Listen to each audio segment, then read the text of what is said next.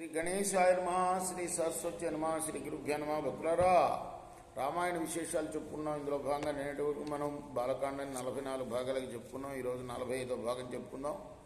చెప్పుకునే ముందు వాల్మీకి మనిషిని ప్రార్థన చేసుకుందాం. పూజంతం రామ రామేతి మధురం మధురాక్షరం ఆరుహ్య కవితా శాఖాం వందే వాల్మీకి కోకిలం.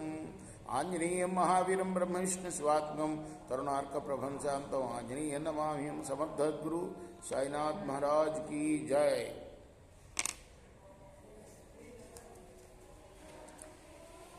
అస్త్రదేవతలందరూ కూడా రాముడికి ప్రత్యక్షమయ్యారు. ఆ దేవతల పూజలను అంది వాళ్ళని చేతితో తాకి మీరందరూ కూడా నా మనస్సును అనుసరించండి అని వాళ్ళని ఆజ్ఞాపించాడు. అప్పుడు అస్త్రప్రాప్తి చేత సంతుష్టుడైన తేజస్శాలి అయిన రాముడు విశ్వామిత్ర మహర్షికి నమస్కరించి అక్కడి నుండి బయలుదేరాడు.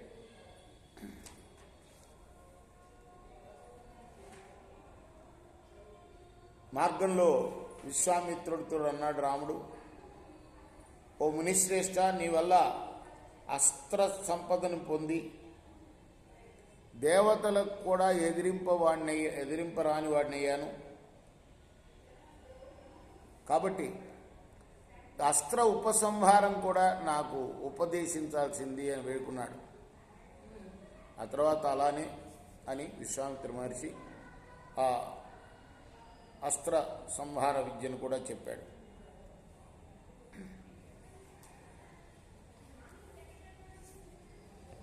నీకు శుభమగ్గాక అని విశ్వామిత్రుడు ఆశీర్వదించాడు.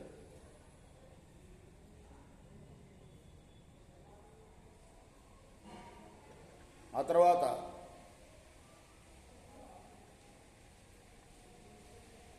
రాముడు మంత్రాది దేవతలను వీడుకొని ప్రదక్షిణ చేసి ఆ అస్త్రాల్ని ఎలా ఉపసంహరించడంలో బాగా తెలుసుకున్నవాడై ఉన్నందున ఇలా పలికాడు,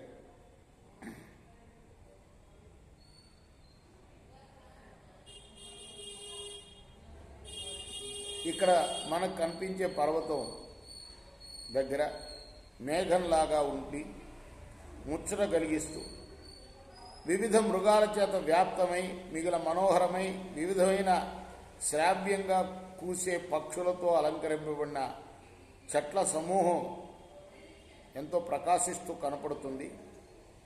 అది ఏంట్లో వినాలని నా కోరికగా ఉన్నది. ఓ మునిశ్రేష్ఠ, తాటకావనం నుంచి బయటికి వచ్చేసాం కదా, ఇక్కడ ఉన్న ఈ ప్రదేశం చాలా సుఖాన్ని కలిగిస్తుంది. ఇది ఒక ఆశ్రమం అని అనుకుంటున్నాను. ఇది ఎవరి ఆశ్రమం చెప్పమన్నాడు.